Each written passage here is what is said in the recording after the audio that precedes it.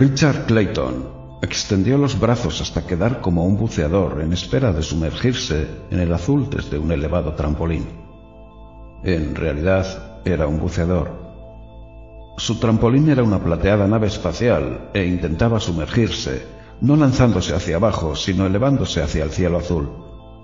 El salto no era de 20 o 30 pies, sino de millones de millas.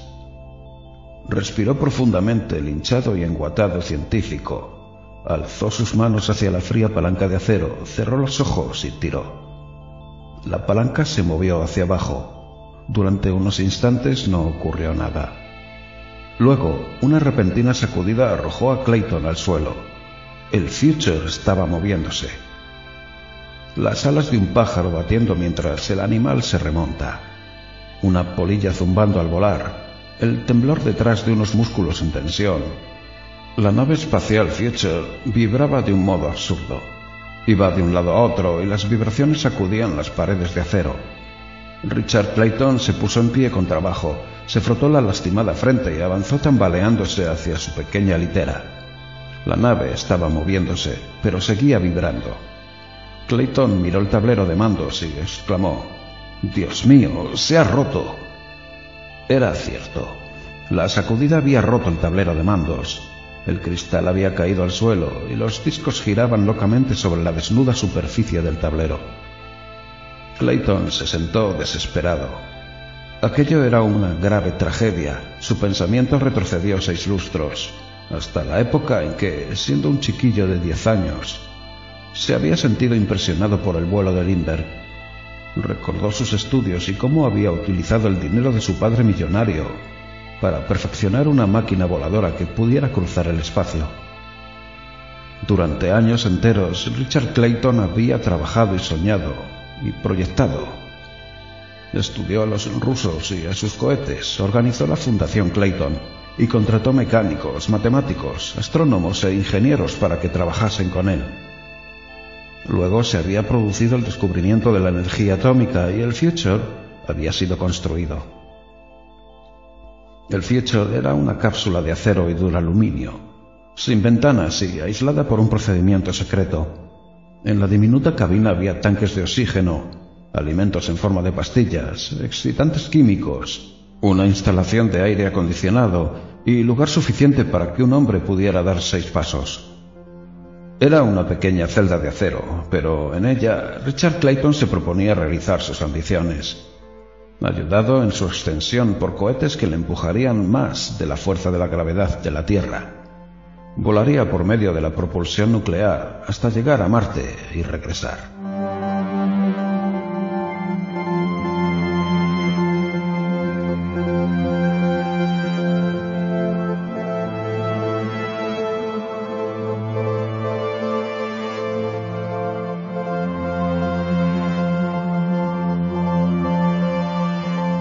Tardaría 10 años en llegar a Marte y otros 10 años en regresar. La velocidad sería de 1000 millas por hora. No se trataba de un viaje ideal a la velocidad de la luz, sino de un lento y desagradable viaje, científicamente calculado.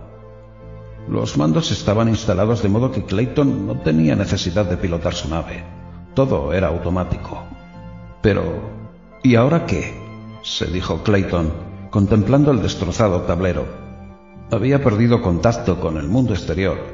Estaría incapacitado para leer su progresión en el tablero, incapacitado para calcular el tiempo y la distancia y la dirección. Tendría que permanecer sentado allí durante 10, 20 años, completamente solo en una pequeña cabina. No había espacio para libros o periódicos o juegos que pudieran entretenerle. Era un prisionero en la negra bóveda del espacio. La Tierra había quedado ya muy lejos debajo de él. No tardaría en ser una bola de fuego verde, más pequeña que la bola de fuego rojo que tendría delante. Marte. El aeródromo se había llenado de gente deseosa de presenciar su despegue. Su ayudante Jerry Chase se había encargado de mantener el orden. Clayton imaginó aquella multitud contemplando a su brillante cilindro de acero mientras surgía del humo gaseoso de los cohetes y se precipitaba hacia el cielo como una bala de cañón. Luego Su cilindro se había desvanecido en el azul y la multitud se habría dispersado. Pero él se había quedado allí, en la nave, para permanecer durante 10, 20 años. Sí, se había quedado, pero ¿cuándo cesaría aquello? El estremecimiento de las paredes y del suelo resultaba insoportable. Ni él ni los expertos habían previsto aquel problema. El temblor se transmitía a su cuerpo, a su cerebro. Y si no cesaba, si duraba todo el viaje, ¿cuánto tiempo podría resistirlo sin enloquecer? Podía pensar. Clayton se tendió en su litera y recordó, rememoró todos los detalles de su existencia, desde que nació hasta el momento que vivía, pero agotó todos los recuerdos en un espacio de tiempo demasiado breve. «Puedo hacer ejercicio», dijo en voz alta. Se levantó del camastro y paseó por la cabina, 6 pasos en una dirección, 6 pasos en otra. Se cansó de pasear. Suspirando, Clayton se acercó al lugar donde estaban almacenadas las cápsulas alimenticias. «Ni siquiera puedo matar el tiempo comiendo», murmuró tristemente. «Solo tragar una cápsula y ya está». La vibración continuaba, resultaba enloquecedora. Clayton volvió a tenderse en el camastro. Dormiría si podía lograrlo en medio de aquel movimiento. Apagó la luz. Sus pensamientos volvieron a su extraña situación, un prisionero en el espacio. En el exterior, los planetas giraban y giraban, y las estrellas parpadeaban en la inmensa negrura de la nada espacial. Y allí estaba él, seguro y cómodo en una cámara vibratoria, a cubierto del terrible frío, sometido a una espantosa vibración.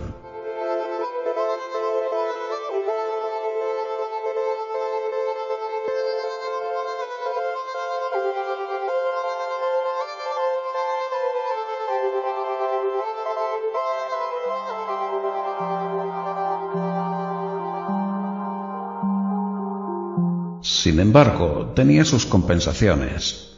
En el viaje no habría periódicos que le atormentaran con los relatos del hombre enemigo del hombre, ni estúpidos programas de radio o de televisión que aburrieran, solo la maldita omnipresente vibración.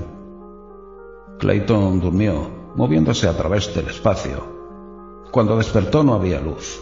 Allí no se sucedían los días y las noches, únicamente él y la nave, en el espacio. Y la vibración continuaba, destrozándole los nervios con su incesante golpear contra el cerebro. Las piernas de Clayton temblaban cuando se levantó y fue a buscar las píldoras alimenticias. Luego se sentó y empezó a sufrir. Una terrible sensación de soledad estaba empezando a invadirle, absolutamente aislado allí, desconectado de todo. No tenía nada que hacer. Su situación era peor que la de un preso en reclusión solitaria. El preso tenía una celda más amplia, un soplo de aire fresco, un rayo de sol y el vislumbre de un rostro ocasional. Clayton había pensado en sí mismo como en un misántropo. Ahora anhelaba ver otro rostro. A medida que transcurrían las horas, sus ideas se hacían más raras. Deseaba ver vida, en alguna forma. Hubiera dado una fortuna por la compañía de un insecto en su calabozo volante. El sonido de una voz humana le hubiera producido una gran felicidad. Estaba tan solo. Nada que hacer sino soportar la vibración, dar el brevísimo paseo, tragar sus píldoras, intentar dormir. Nada en qué pensar. Clayton empezó a desear que llegara el momento en que sus uñas necesitaran ser cortadas. Podría alargar la tarea durante horas enteras. Examinó sus ropas minuciosamente, contempló su rostro barbudo en el pequeño espejo. Escrutó todos los artículos de la cabina del Führer y no logró cansarse lo suficiente para volver a dormir. Sentía un dolor continuo de cabeza. Por fin consiguió cerrar los ojos y sumergirse en una especie de modorra, interrumpida por repentinos sobresaltos.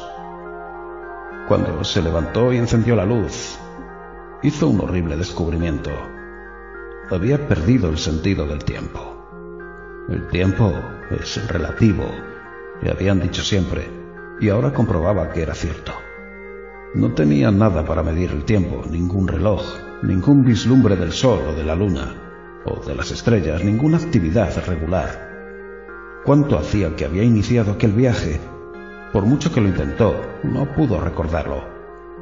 Había comido cada 6 horas, o cada 10, o cada 20. Había dormido una vez cada día, una vez cada 3 o 4 días. ¿Con cuánta frecuencia había paseado? Sin ningún instrumento para situarse a sí mismo, estaba completamente perdido. Tragó sus píldoras en una especie de pasmo mental, tratando de no pensar en el estremecimiento que llenaba sus sentidos. Era terrible. Si perdía la noción del tiempo, no tardaría en perder la noción de su propia identidad. Enloquecería. Solo, atormentado en una pequeña celda, tenía que aferrarse a algo. ¿Qué era el tiempo? No quería pensar en ello, no quería pensar en nada. Tenía que olvidar el mundo que había dejado, si no quería que los recuerdos le enloquecieran. «Tengo miedo», murmuró. «Miedo de estar solo en la oscuridad. Puedo haber pasado la luna, puedo estar a 1.000.000 de millas de la Tierra, o a 10 millones». Clayton se dio cuenta de que estaba hablando consigo mismo. Aquello era locura. Pero no podía evitarlo, del mismo modo que no podía evitar la terrible vibración que le rodeaba. «Tengo miedo», dijo con una voz que resonó profundamente en la pequeña cabina. «Tengo miedo. ¿Qué hora es?» Se quedó dormido, murmurando, y el tiempo fue deslizándose.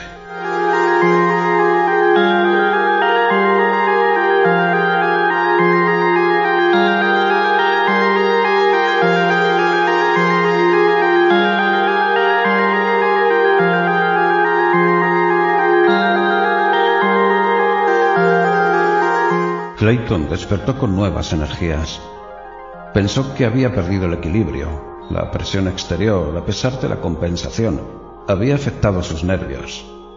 El oxígeno le había aturdido y la alimentación a base de píldoras había contribuido a aumentar su malestar. Pero la debilidad ya había pasado. Sonrió, paseó un poco. Luego los pensamientos volvieron a inquietarle. ¿Qué día estaba viviendo? ¿Cuántas semanas habían transcurrido desde que despegó? Tal vez hacía meses, 1 año, 2 años. Todo lo de la Tierra parecía muy lejano, casi parte de un sueño. Se sentía más cerca de Marte que de la Tierra. Empezaba a anticipar, en vez de mirar atrás. Durante una temporada había obrado maquinalmente. Había encendido y apagado la luz cuando era necesario, tragado píldoras por costumbre. Había atendido al sistema de ventilación de un modo inconsciente. Richard Clayton fue olvidándose de sí mismo. Asimiló el torturante zumbido hasta convertirlo en un dolor que le decía que estaba viajando a través del espacio en un proyectil plateado. Pero no significaba nada más. Clayton había dejado de hablarse, se había olvidado de todo. Soñaba en Marte. Cada sacudida de la nave susurraba: «Marte, Marte, Marte». Sucedió algo maravilloso. Aterrizó. La nave picó, temblando. Cortó suavemente la gaseosa envoltura del planeta rojo. Durante cierto tiempo, Clayton había notado la atracción de una fuerza de gravedad, y supo que los instrumentos automáticos de su nave estaban disminuyendo las descargas atómicas y utilizando la atracción gravitatoria natural del propio Marte. La nave aterrizó y Clayton abrió la puerta. Rompió los precintos y salió al exterior. Saltó suavemente sobre la hierba de color púrpura. Su cuerpo era ahora libre, ligero. Allí había aire fresco, y la luz del sol parecía más fuerte, más intensa, a pesar de las nubes que velaban el brillante globo. A lo lejos se alzaban los bosques, verdes bosques con la vegetación púrpura entre los árboles. Clayton avanzó hacia ellos. El primer árbol tenía unas ramas que se inclinaban hacia el suelo como 2 extremidades. Y eran extremidades. 2 brazos verdes que agarraron a Clayton y lo acercaron al oscuro tronco. Desde allí pudo contemplar las excrescencias del color púrpura que surgían de entre las hojas. Las excrescencias de color púrpura eran cabezas. Diabólicos rostros de color púrpura le contemplaban con ojos carroñosos como hongos muertos.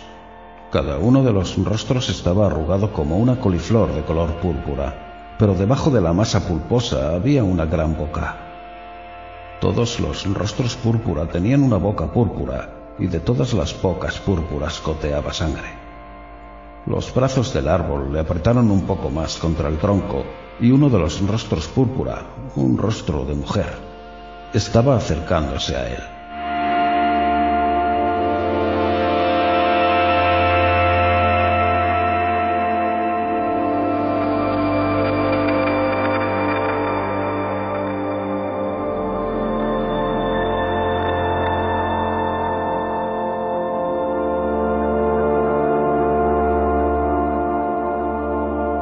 Clayton luchó, pero los brazos del árbol le mantenían firmemente sujeto y el rostro llegó, frío como la muerte.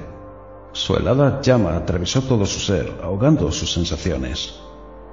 En aquel momento Clayton despertó y supo que todo había sido un sueño. Su cuerpo estaba empapado en sudor. Esto le hizo adquirir conciencia de su existencia. Avanzó hacia el espejo, tambaleándose. Una sola mirada bastó para hacerle retroceder, horrorizado. Formaba también esto parte de su sueño. En el espejo, Clayton había visto reflejado el rostro de un hombre viejo, un rostro arrugado, de demacradas mejillas. Pero lo peor eran los ojos.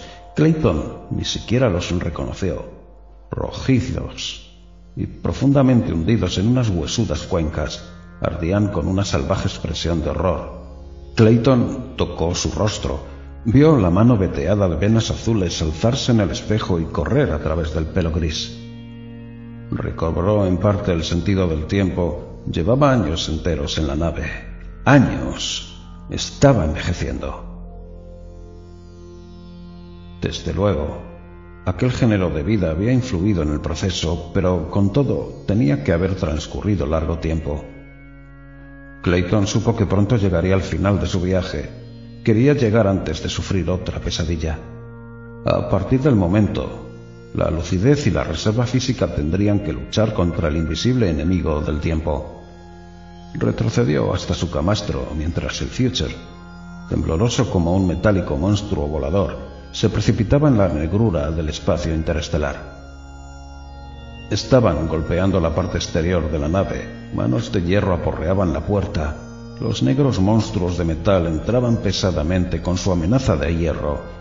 Sus rostros severos, acerados, eran inexpresivos cuando agarraron a Clayton, uno por cada brazo, y le obligaron a andar. Le arrastraron a través de la plataforma, andando rápidamente, y le obligaron a subir a la gran torre metálica. Clang, clang, clang. Resonaron los pies de metal mientras subían la escalera de la torre.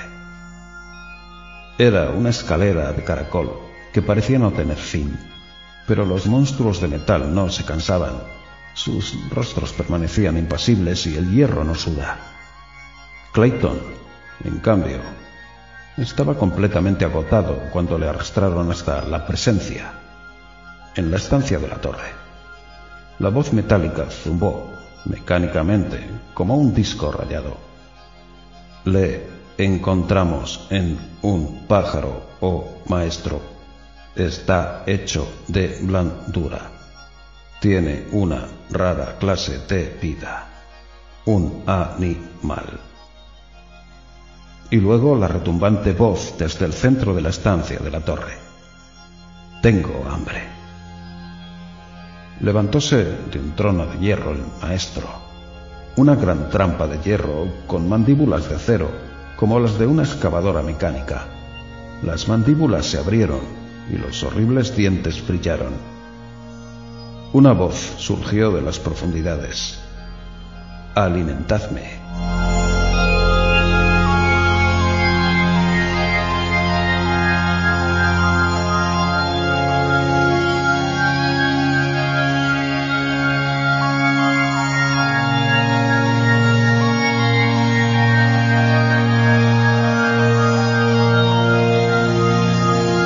Los brazos de hierro arrastraron a Clayton hasta las mandíbulas del monstruo. Las mandíbulas se cerraron con un horrible crujido de huesos. Clayton se despertó gritando. El espejo brilló cuando sus temblorosas manos hubieron encontrado el interruptor de la luz. Clayton contempló el rostro de un hombre viejo, con el pelo casi completamente blanco. Estaba envejeciendo rápidamente, y se preguntó si su cerebro lo resistiría. Tragó sus píldoras, dio un corto paseo, escuchó la vibración, renovó el aire, se tendió en la litera. No podía hacer otra cosa, sino esperar. Esperar en una cámara de tortura vibratoria durante horas, días, semanas, años, siglos. Y a intervalos, un sueño. Aterrizó en Marte y los fantasmas surgieron de una niebla gris. Eran formas en la niebla como viscosos ectoplasmas, y Clayton veía a través de ellos. Y sus voces eran leves susurros en su alma. Aquí está la vida, susurraban. Nosotros, las almas de los que hemos cruzado el vacío muertos, esperábamos la vida para darnos un festín, y ahora vamos a tenerlo. Y le envolvieron en sus vestiduras grises y sorbieron su sangre con sus bocas grises, ávidas. En otra ocasión aterrizó en el planeta y no había nada en él, absolutamente nada. El suelo era árido y se extendía interminablemente en todas direcciones. No había cielo ni sol. Puso un pie en el suelo cautelosamente y se hundió en la nada. La nada vibraba, lo mismo que el Future, y le estaba engullendo. Estaba hundiéndose en una profunda sima sin paredes y el olvido se cerraba a su alrededor. Al despertar de este último sueño, Clayton se miró al espejo. Sus piernas estaban débiles y sus manos temblaban como las de un anciano. Contempló el rostro que se reflejaba en el espejo, el rostro de un hombre de 70 años. «Dios mío», murmuró. Era su propia voz. El primer sonido que oía desde hacía... ¿cuánto tiempo? ¿Cuántos años? ¿Cuánto hacía que no oía nada, aparte de la diabólica vibración de la nave? ¿Hasta dónde había llegado el Future? Era ya un hombre viejo. Una terrible idea cruzó por su cerebro. Tal vez algo había funcionado mal, tal vez los cálculos eran erróneos y estaba moviéndose en el espacio con demasiada lentitud. Tal vez no llegaría nunca a Marte.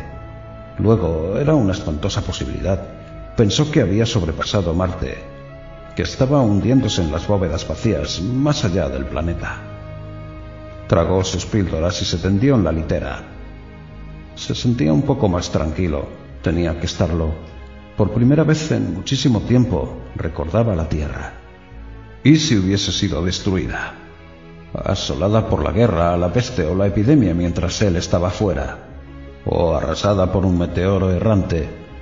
Se sintió asaltado por unas ideas fantásticas. ¿Y si unos invasores cruzaban el espacio para conquistar la Tierra? Del mismo modo que él lo estaba cruzando para dirigirse a Marte.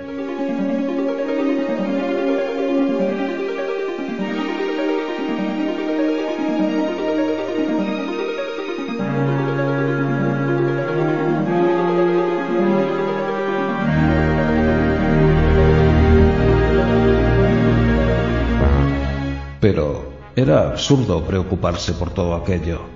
El problema consistía en alcanzar su propio objetivo, y para alcanzarlo no podía hacer otra cosa más que esperar, conservando la vida y la lucidez el tiempo suficiente para lograr sus propósitos.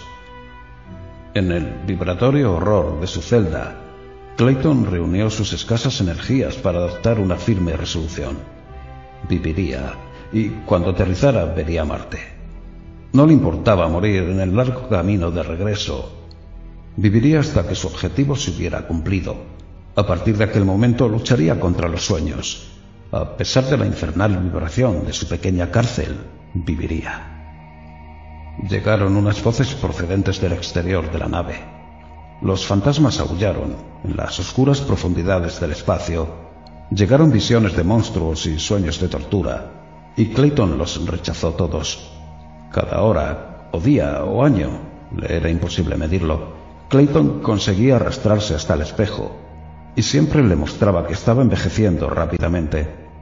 Su pelo, blanco como la nieve, y las arrugas de su rostro le daban un aspecto de increíble senilidad.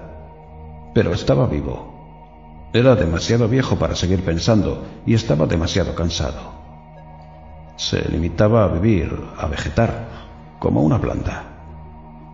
Al principio no se dio cuenta. Estaba tendido en su litera, con los ojos cerrados, sumido en una intensa modorra. Súbitamente notó que la vibración había cesado. Clayton pensó que había estado soñando de nuevo. Se frotó los ojos, sacudió la cabeza. No, el Future estaba inmóvil. Había aterrizado. Clayton temblaba inconteniblemente.